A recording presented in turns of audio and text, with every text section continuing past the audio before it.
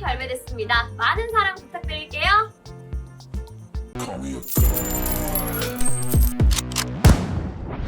안녕하세요, 축구도원입니다. 이번 시간에는 프리미어리그 몸값 하락 탑 10을 살펴보겠습니다. 축구동의 매체 트랜스퍼마크트는 3월 유럽 주요 리그의 몸값을 최신화 중입니다. 프리미어리그 경우 171명의 선수에게 가치 변화가 있었습니다.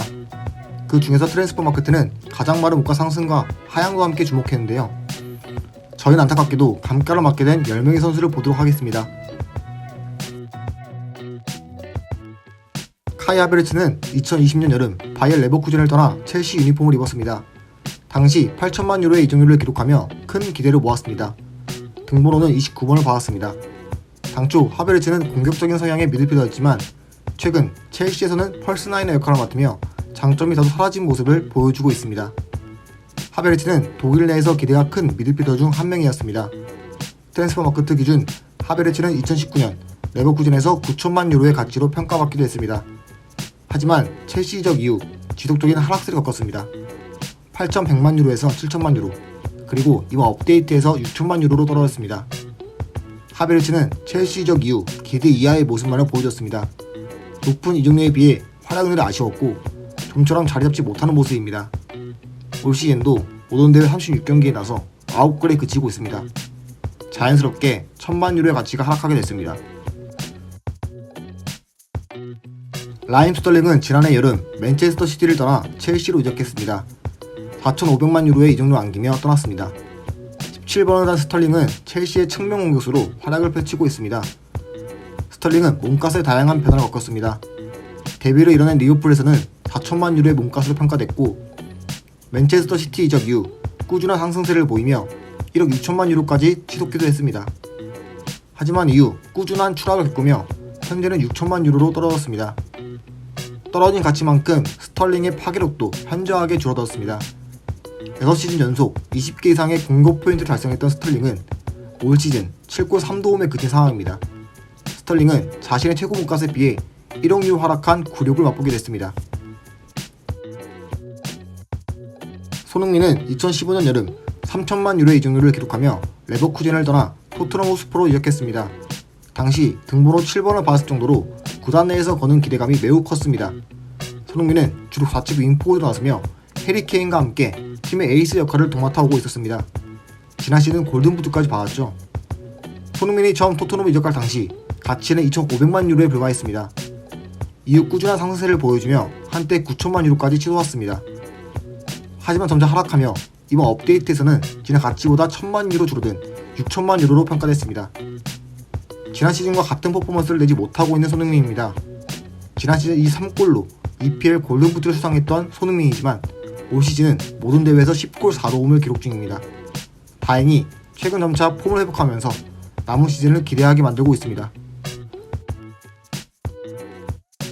파비뉴는 2018년 여름 4,400만 유로의 이적료를 기록하며 AS 모나코를 떠나 리버풀로 새롭게 둥지를 틀었습니다. 파비뉴는 등번호 3번을 받으며 안필드로 누볐습니다. 수비형 미드필더는 물론 풀백, 센터백까지 소화 가능한 멀티 자원입니다. 주로 후방에서 플레이어 메이커 역할을 맡으며 패스, 커팅, 위치 선정 등이 장점입니다. 파비뉴는 모나코에서 4,500만 유로로 평가됐습니다. 리버풀 이적 이후 가파른 상승세를 보이며 2019년 7천만 유로로 최고 몸값을 찍기도 했습니다. 하지만 이번 업데이트에서는 4,500만 유로를 기록하며 가치가 반이나 줄어들게 됐습니다. 팀의 성적이 떨어진 것과 나이 등이 가치에 큰 영향을 미친 것으로 보입니다. 현재 리버풀은 리그에서 6위로 최근 5년간 자랑했던 성적에 비해 아쉬움을 보여주고 있습니다. 파비뉴는 올 시즌 모든 대회 37경기에 나서 팀 순위 상승을 위해 고군분투 중입니다. 칼빈 필립스는 지난해 여름 4,500만 유로의 이적료를 기록하며 맨체스터 시티로 이적했습니다. 6년 계약을 맺은 필립스는 등번호 4번을 받으며 많은 기대감을 모았습니다. 수비형 미드필더로 활동량, 태클, 수비력 등이 장점인 선수입니다. 이러한 모습에 로드리의 부담을 줄여줄 것으로 기대됐습니다. 요크셔 피를로라는 별명이 있는 필립스는 지난해 5월까지만 해도 5천만 유로로 평가받았습니다. 리즈 입단 당시보다 약 20배 높은 수치였습니다. 하지만 맨시티 이적 이후 하락세를 보이며 4,500만 유로에서 3,500만 유로까지 떨어졌습니다. 부상이 큰 원인으로 지목됩니다. 필립스는 맨시티 이적 이후 어깨 부상을 입으며 시즌 초반 경기에 제대로 나서지 못했습니다. 여기에 펩 가르디올라 감독에게 살이 쪘다는 지적을 받을 정도로 체중이 증가하기도 했습니다. 올 시즌 13경기에 나선 게 전부입니다. 그중 풀타임 출전은 단 한 경기에 불과합니다. 토마시 소우체크는 2020년 여름 이적료 1,620만 유로에 슬라비아 프라하에서 웨스트햄 유나이티드로 이적했습니다. 계약 기간은 4년이었고 등번호 28번을 받았습니다. 앞서 한 차례 6개월 임대 후 완전 이적한 케이스인데요. 뛰어난 신체 조건과 왕성한 활동량이 장점인 박스2박스 미드필더입니다. 경기당 13kg 정도를 누빈다고 하네요. 소우체크는 슬라비아 프라하에서 1,000만 유로로 평가됐습니다. 웨스트햄 이적 후 좋은 퍼포먼스를 펼치면서 2021년 말부터 2022년까지 4,500만 유로로 책정됐습니다. 하지만 이번에 3,500만 유로가 되면서 웨스트햄 입단 후 처음으로 하락하게 됐습니다.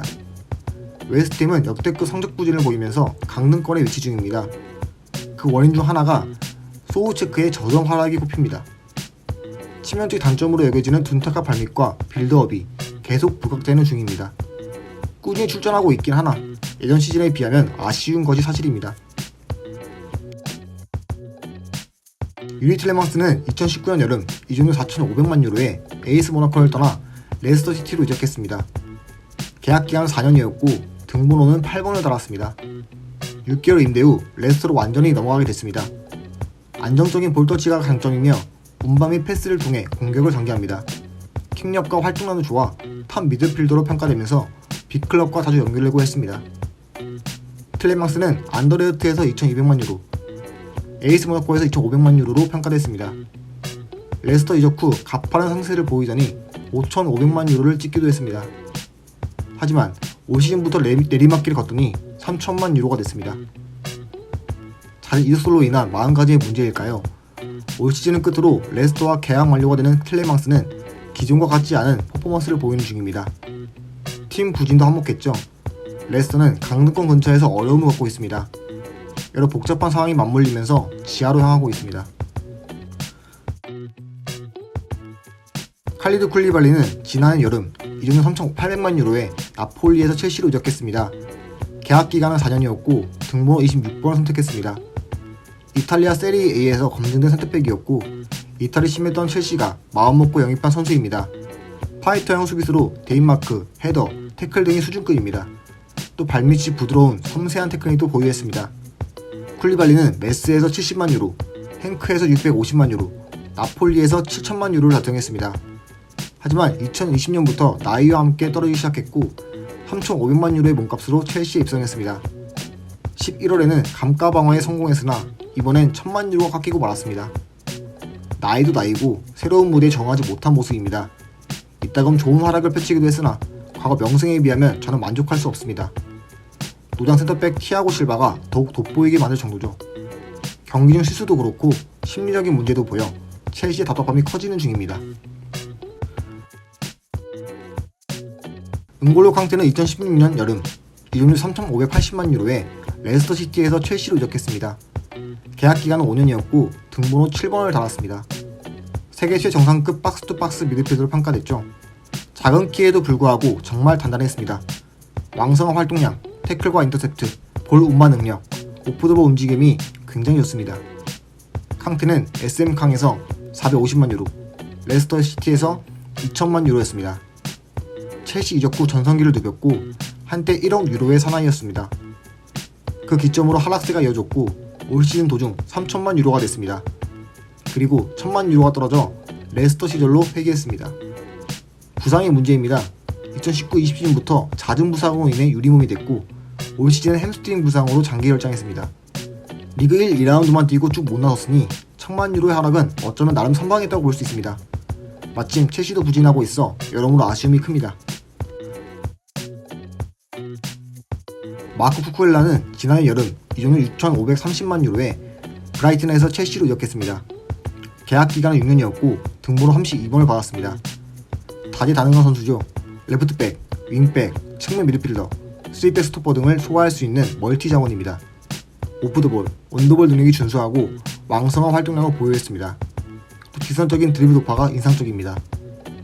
쿠쿠렐라는 에이바르에서 1,000만 유로, 헤타페에서 2천만 유로, 브라이튼에서 2,800만 유로로 평가됐습니다.